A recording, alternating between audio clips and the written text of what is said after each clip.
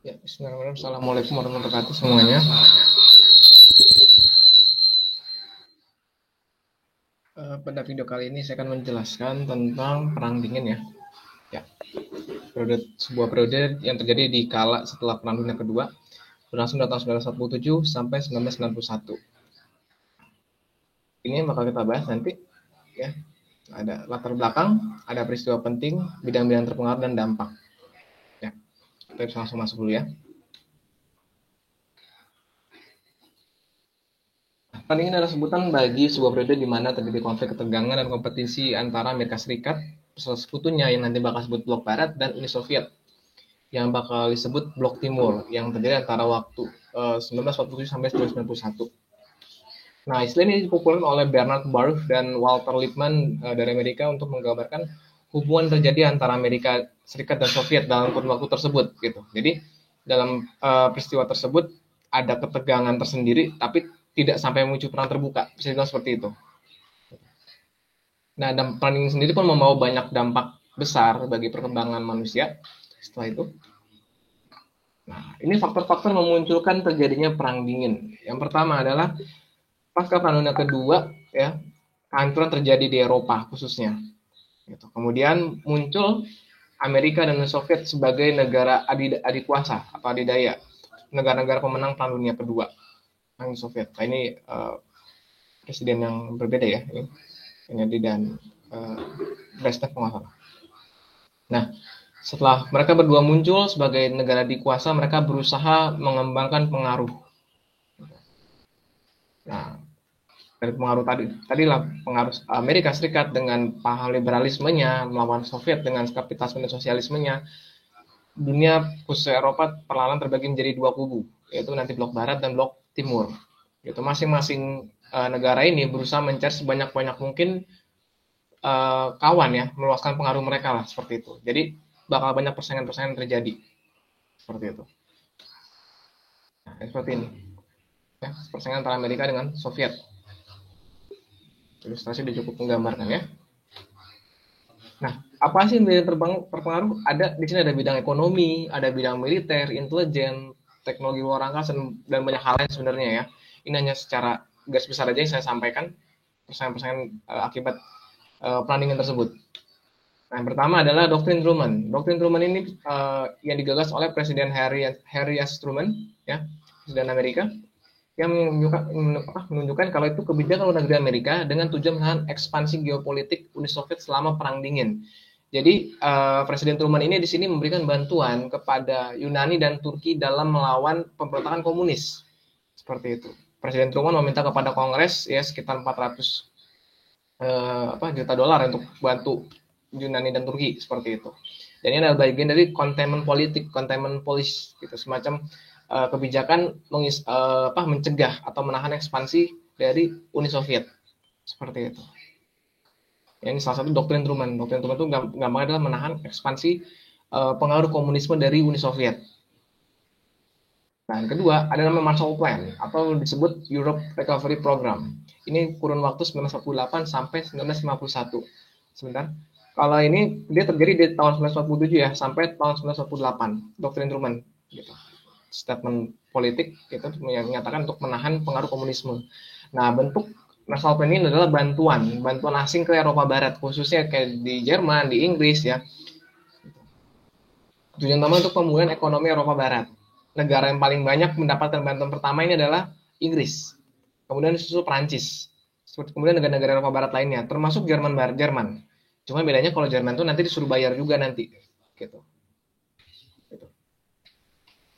Nah, berikutnya ada Mutual Security Act. Nah, setelah tadi Marshall Plan 48 sampai 51 tadi selesai, namanya berubah, programnya berubah, gitu. Kalau Marshall Plan lebih ke arah untuk negara-negara Eropa Barat, kalau Mutual Security Act ini ditujukan untuk negara-negara berkembang. Tujuannya satu, menahan penyebaran komunisme termasuk di Indonesia. Nah, salah satunya Indonesia juga pernah menandatangani pada masa Kabinet Sukiman, ya, salah satu kabinet pada masa demokrasi parlementer pada tanggal 27 April 1951 sampai 3 April 1952. Ini salah satu kabinet yang menandatangani tentang MSA tadi, MSA, Mutual Security Act. gitu. Tapi karena dia tanda tangan ini dianggap pro ke Amerika dan itu menjatuhkan kabinetnya sendiri. Dia mendapat mosi tidak percaya karena tanda tangan ini. Seperti itu. Jadi kalau Marshall Plan tadi untuk Eropa Barat, ya kalau MSA ini lebih luas lagi, tapi ditujukan kepada negara-negara dunia ketiga atau negara-negara berkembang seperti Indonesia salah satunya. Gitu, konteksnya. Selanjutnya ada Molotov Plan. Nah, di sini adalah jawaban Amerika terhadap Marshall Plan ya tadi ya. Jadi Marshall Plan juga ditawarkan oleh Amerika ke Soviet tapi ditolak gitu kan. Tolak oleh Soviet ya, dan Menteri Luar Negeri pun mengusulkan Molotov Plan, yaitu semacam apa ya, pengelompokan ekonomi sponsor Soviet. Jadi kayak semacam reaksi ya ketika dia nggak mau kalah lah gitu. Kalau Amerika bisa, kenapa kita enggak? Seperti itu. Tujuan Molotov Plan ini adalah untuk membangun kembali negara-negara di Eropa Timur, negara-negara sekitarnya lah, seperti itu, negara sekitar Soviet. Namun kerjasama ini malah diperluas menjadi the Comecon, the Council for Mutual Economic Assistance. Jadi lebih luas lagi tuh. Gitu. Jadi kerjasama ekonomi yang lebih luas lagi. Kalau Molotov Plan kan atau Marshall Plan itu lebih ke arah bantuan keuangan ya, bantuan teknis dan keuangan seperti itu. Nah, selanjutnya setelah persaingan dari bidang ekonomi tadi ya, pemberian bantuan tadi ke negara Eropa Barat, Eropa Timur, ini muncul tadi ya, yang blok Barat dan blok Timur ya, dengan negara seperti ini anggotanya Amerika Serikat sebagai pimpinannya, blok Timur dengan Soviet, dan negara-negara sekitarnya.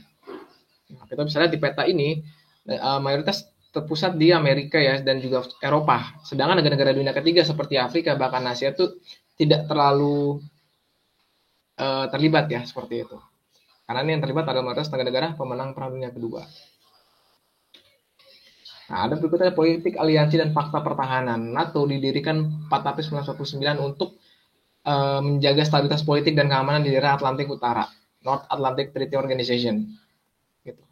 49. Kemudian Soviet pun nggak mau kalah, dia membentuk Fakta Warsawa tahun 14 Mei 1955 di Warsawa, Polandia. Sama tujuannya untuk membendung pengaruh NATO juga salah satunya gitu. Jadi ini dua organisasi politik aliansi dan fakta pertahanan masih yang bertahan ya pada masa perang dingin gitu. Bedanya ketika Soviet runtuh ya Fakta Warsawa juga bubar. NATO masih eksis sampai hari ini. Seperti itu. Jadi selain tadi terbagi kubu secara ideologi, ini juga terbagi secara aliansi pertahanan juga. Nah, berikutnya juga ada fakta pertahanan regional. Amerika juga menggagas beberapa pembentukan organisasi serupa di ANZUS, Australia New Zealand United States Security Treaty ya di tahun 51, SEATO, Southeast Asia Treaty Organization 54 sampai 77, cuman dia bubar ya karena anggotanya terlalu sedikit. Kalau CENTO, Central East Treaty Organization juga sama tahun 55 sampai 79 gitu. Rata-rata organisasi pertahanan regional ini berakhir gitu. Entah karena apa, dalam hal ini masalah anggota terlalu sedikit ya, seperti di SEATO atau di CENTO gitu, seperti itu. Di CENTO ini kalau nggak salah terlalu banyak konflik di Timur Tengah sampai Inggris pun menarik dukungannya. Nah, berikutnya persaingan teknologi luar angkasa. Soviet untuk pertama kalinya meluncurkan satelit Sputnik 1 pada 4 Oktober 1957. Gitu. Itu sensasional banget ya waktu itu. Yang pertama kali mengorbit. Nah, kemudian Amerika pun mengikuti dengan satelit Explorer-nya 31 Januari 1958. Intinya, dalam persaingan teknologi atau persaingan apapun itu ketika Amerika duluan, Soviet mengikuti itu sebaliknya. Jadi kayak bersaing lah gitu, menunjukkan kalau saya tuh lebih unggul gitu, seperti itu. Ya memang persaingan teknologi membawa dampak yang baik ya dalam hal perkembangan ilmu pengetahuan gitu. Dari sini manusia juga menunjukkan kalau manusia bisa menjelajah luar angkasa. Luar angkasa bisa digunakan untuk kepentingan ilmu pengetahuan, diantaranya menyebarkan jaringan televisi, gelombang radio gitu, bahkan juga memata-matai saingan ya seperti itu. Nah, kemudian sebelum kita kenal Yuri Gagarin atau Neil Armstrong itu ada astronot hewan yang dikirim ke luar angkasa untuk mengetahui seberapa bagaimana gitu peluang manusia bisa bertahan hidup di luar angkasa. Ada Félix the Cat dari Prancis tahun 63 diluncurkan, ada Laika astronot anjing pertama dari Soviet, dan juga ada Ham, ada Astrochim dari Amerika gitu. Ini binatang-binatang yang dikirim ke luar angkasa untuk mengecek gitu seberapa besar gitu pengaruh luar angkasa terhadap manusia khususnya gitu. Jadi sebelum manusia ya hewan-hewan dulu nih yang diuji cobakan. Mereka terbang gitu. Memang ada beberapa kisah yang memilukan ya, misalnya ketika mereka berhasil mengorbit, ketika keluar dari pesawat ya parasut itu bisa terbuka atau keburu mati gitu kan, seperti itu. Kalau Laika salah satunya itu dia tidak berhasil mendarat ke bumi dengan selamat. Kalau Ham berhasil kembali dengan selamat. Kalau Felis berhasil tiba di bumi dengan selamat, dia jadi selebritis lah, kucing yang terkenal waktu itu. Cuman sayangnya dia harus disuntik mati untuk mendapatkan informasi tentang jaringan otot selama dia di luar angkasa, seperti itu. Yang jelas hewan-hewan ini bisa bilang pionir ya, pionir pertama. Nah, selain mereka itu ada juga ada katak, ada tikus ya, dan beberapa binatang lainnya seperti lalat buah, ada monyet ya, ada tikus, ada anjing tadi seperti Laika, ada simpanse tadi Ham ya. Ada juga kemudian setelah itu baru Yuri Gagarin manusia mulai diluncurkan. Setelah itu ada kura-kura dan bahkan laba-laba. Gitu. Hal ini juga menunjukkan manusia terus berkembang pengetahuannya gitu. Manusia mulai lebih berani lagi. Jadi sebelum Yuri Gagarin tuh ada binatang-binatang dulu nih yang terlebih dahulu dikirimkan ke luar angkasa baik oleh Soviet maupun Amerika untuk mengecek terlebih dahulu. Nah, barulah Yuri Gagarin ya. Manusia pertama ke luar angkasa Yuri Gagarin dengan kapsul Vostok 1. Amerika pun nggak mau kalah gitu. Alan B. Shepard dengan kapsul Mercury 7 ya. Kemudian juga pesawat pengorbit Friendship 7 ya diwakili oleh John Herschel atau John Glenn. Seperti itu. Jadi ada Yuri Gagarin, ada Alan B. Shepard, ada John Glenn dari Amerika. Nah, selanjutnya Amerika pun meluncurkan Surveyor 1 ya untuk misi ke bulan. Jadi sudah perebutan siapa yang duluan keluar angkasa, siapa yang bisa mengorbit, kemudian dikirimkan misi keluar angkasa. Soviet juga sebenarnya mengirimkan gitu, tapi karena peralatannya rusak akibat hard landing, jadi tidak ada data yang bisa diperoleh gitu. Amerika pun memanfaatkan tersebut ya, mengirimkan Surveyor, terus ada Apollo 11 ya, yang Neil Armstrong, Edwin Aldrin ya, gitu, yang dikirimkan untuk ke bulan pertama kalinya seperti itu. Nah, ini misinya ada misi Apollo 11, Apollo 12, Apollo 14, 15, 16, dan 17. Gitu. Pokoknya di tahun dekade 50 sampai tahun 70-an itu usaha untuk mengirimkan satelit kosmonot ya baik manusia maupun hewan itu terus dilakukan oleh Amerika dan Soviet. Nah, selanjutnya adalah kegiatan spionase. Ada Amerika ya dengan CIA-nya yang diberikan pada 18 September 1947 diikuti oleh Soviet ya KGB. Ini bahasa Rusia saya agak susah bacanya. Didirikan pada Maret 1953 gitu. Nah, tujuan dari kegiatan spionase ini adalah satu, dia untuk mengumpulkan informasi, ya memilah-milah informasi dan juga meneruskan informasi tersebut ke presiden. Gitu, untuk pertimbangan langkah politik dan diplomasi apa yang akan dilakukan negara tersebut. Gitu. Dalam perang dingin, spionase ini sangat penting perannya gitu. Mereka tidak terlihat mengumpulkan informasi ya seperti itu, bahkan juga mengacaukan informasi di negara lawan. Gitu. Pokoknya itu kalau nonton film-film spionase ini temanya sangat menarik lah. Gitu. Nah, CIA. Ya ada CIA masih ada sampai hari ini. Kalau KGB kan sekali lagi ketika Soviet runtuh ya organisasi seperti Pakta Warsawa, KGB itu semua runtuh seperti itu. Nah, salah satu banyak dampak yang terjadi di antara adalah berdirinya Jerman Barat dan Jerman Timur. Nah, kita bisa lihat di peta ini, ya. Setelah Perang Dunia Kedua, ketika Jerman menyerah pada Sekutu, otomatis ini dibagi, ya, 4 pendudukan wilayah oleh Inggris, ya, Tiongkok, Amerika dan Prancis. Tiongkok, Soviet, Inggris, Amerika dan Prancis. Seperti itu. Nanti terbagi jadi Jerman Barat dan Jerman Timur. Jerman Barat ya, ini Jerman Barat. Ya, ibu kotanya di Bonn. Jerman Timur ya, Soviet seperti itu. Di tahun 48 terbagi gitu melalui deklarasi Potsdam nanti. Nah, kemudian di tahun 61 23 Agustus dibentuk tembok Berlin ya. Suatu tembok pembatas ya untuk mencegah orang-orang dari Berlin Timur bisa pindah ke Berlin Barat. Fokus di Jerman Timur gitu. Ternyata di Jerman Timur tuh mengalami ketimpangan ekonomi gitu, mandek lah ekonominya gitu. Maksudnya nggak seperti di Jerman Barat ya yang jauh lebih maju daripada Timur gitu. Dan itu memicu gelombang besar-besaran gitu dari tahun 61 sampai tahun 80-an atau awal 90 seperti itu. Mulai ada eksodus warga besar-besaran gitu, ada upaya untuk melewati tembok seperti itu untuk kabur dari Berlin Timur. Sampai akhirnya Michael Gorbachev ya, pimpinan Soviet Soviet itu menjanjikan keterbukaan, glasnost dan perestroika yang dianggap oleh orang Berlin Timur itu sebagai pintu gerbang untuk reunifikasi Jerman. Jadi Jerman itu sebelumnya sempat terpisah gitu. Di sekitar hampir 30 tahun ya terpisah ya oleh tembok Berlin. Kemudian setelah dari Gorbachev tadi mulai pertemuan-pertemuan 2+4 gitu antara Berlin Timur, Berlin Barat dan juga perwakilan negara-negara pemenang perang dunia tadi.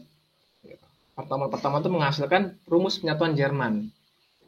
Dengan tanggal 3 Oktober 1990 itu yang dikenal Hari Penyatuan Jerman atau Reunifikasi Jerman. Gitu. Nah ini 9 Oktober tuh secara resmi tembok Berlin pun mulai dirobohkan. Ini beberapa fotonya. Meskipun masih ada beberapa bagian tembok Berlin yang masih dipertahankan sampai hari ini seperti namanya Charlie Checkpoint. Nanti kan bisa cari lebih lanjut tentang Charlie Checkpoint. Nah, selain di Jerman ada perang Korea. Nah, ini yang suka drakor ya atau opa-opa Korea ya. Dia terjadi di tahun 25 Juni 1950 sampai 27 Juli 1953. Konflik antara Korea Utara dan Selatan. Ya, masing-masing utara didukung oleh Soviet ya, Tiongkok, Selatan didukung Amerika. Nah, berdasarkan konferensi Potsdam tadi, sekutu pun membagi wilayah Korea menjadi dua karena Korea ini sebelumnya dikuasai oleh Jepang. Ketika Jepang sudah menyerah, Jerman sudah menyerah, itu wilayah-wilayah dudukan mereka tuh semua tuh dibagi-bagi oleh sekutu. Diatur seperti itu. Nah, makanya ketika dibagi utara dan selatan ya, Korea Utara pun menyerang Seoul ya, Korea Selatan. Sampai Seoul pun minta bantuan ke Amerika untuk melawan Korut. Gitu. Kurang lebih sekitar 3 tahun berjalan perang sampai akhirnya ada tanda tangan persetujuan gencatan senjata. Namun pemimpin Korea Selatan saat itu tidak mau menandatangani gitu, tapi tetap menghargai keputusan. Jadi bisa dibilang secara teknis perang Korea itu masih berlangsung. Karena salah satu pihak tidak langsung tanda tangannya, dalam hal Korea Selatan dia tidak tanda tangan tapi menghargai kesepakatan untuk tidak saling menyerang. Seperti itu. Nah, berikutnya ada perjanjian pengurangan pembatasan senjata ya. Pertama ada perjanjian Non-Proliferation Treaty, ya perjanjian untuk pembatasan nuklir. Kemudian pembatasan Strategic Arm Limitation Talks ya atau SALT ya. Ada dekade 68 sampai tahun 70. Seperti itu. Ini pembicaraan-pembicaraannya.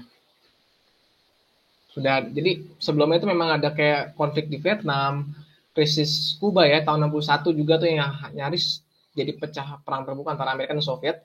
Di mana Soviet itu mendirikan pangkalan senjata nuklir roket ya di Kuba yang tidak terlalu jauh dari Amerika Serikat gitu di masa Presiden John F. Kennedy seperti itu. Jadi dunia tuh dia diancam ambang ketakutan terhadap perang nuklir terbuka gitu karena Soviet sudah siap perang gitu. Amerika pun juga siap. Gitu. Untungnya insiden Teluk Kuba yang Kuba tadi itu berhasil dihindari dengan negosiasi kedua belah pihak Amerika dan Soviet. Gitu. Nah, untuk mencegah hal tersebut terjadi di kemudian hari, inilah perjanjian Non-Proliferation Treaty ya, Proliferation Treaty dan juga SALT, Strategic Arms Limitation Talks. Gitu. Ini sudah mengarah ke perdamaian. Ya, kemudian ada lagi START, ya, Strategic Arms Reduction Treaty. Seperti itu. Jadi sama, lagi pengurangan senjata, pembatasan, bahkan dilarang pembicaraan tentang nuklir ya, seperti itu. Dan juga tidak boleh menjual nuklir kepada negara-negara yang nggak punya nuklir demi tercapai perdamaian yang namanya Gorbachev seperti itu. Nah, terakhir adalah yang membuat berakhir perang ini adalah pertemuan antara Presiden Bush ya George Herman Washington Bush dengan Michael Gorbachev ya di Malta. Mereka menyatakan secara resmi kalau perang dingin sudah berakhir gitu tahun 89. Yang diistilahkan perang dingin sudah berakhir. Gitu. KTT Malta, Konferensi Tingkat Tinggi Malta. Nah, selain itu ada juga kemudian ekonomi Soviet juga akibat menurunnya harga minyak, ya. Karena untuk membiayai perang seperti di Vietnam, di Korea, dan juga wilayah-wilayah lain tuh membutuhkan biaya yang besar. Tambah lagi ekonomi Soviet pun juga mulai mundur gitu karena menurunnya harga minyak. Ditambah lagi dengan Gorbachev tadi ya, dia mengajukan tentang perestroika dan glasnost, suatu paham keterbukaan lain yang tujuan dia awalnya untuk mengejar ketertinggalan Soviet dengan Amerika gitu, tapi ternyata kebablasan yang membuat gerakan-gerakan pembebasan gitu, seperti itu. Tambah lagi juga Soviet itu narik pasukan dari Afghanistan ya, gitu. Nah ini salah satu konflik di Timur Tengah nih. Dan runtuhnya tembok Berlin serta bubarin Uni Soviet itu memperjelas tentang berakhirnya perang dingin. Nah, itu adalah presentasi saya tentang perang dingin. Saya akui mungkin nggak semua hal bisa saya ulas dalam presentasi kali ini, ya. Sekali saya mohon maaf. Dan untuk tugasnya ada ini, pertama buat postingan tentang salah satu tema perang dingin yang kalian kuasai. Bisa dari artikel presentasi saya tampilkan tadi, ya, diunggah di halaman Instagram kalian serta caption. Dan ini penilaiannya, ada originalitas caption, kesesuaian dengan tema, dan kreativitas. Seperti itu. Dan pengumpulan paling lambat 1 minggu setelah kalian melihat video ini. Nah, mungkin itu saja bisa saya sampaikan untuk video kali ini. Kurang lebihnya mohon maaf. Wassalamualaikum warahmatullahi wabarakatuh.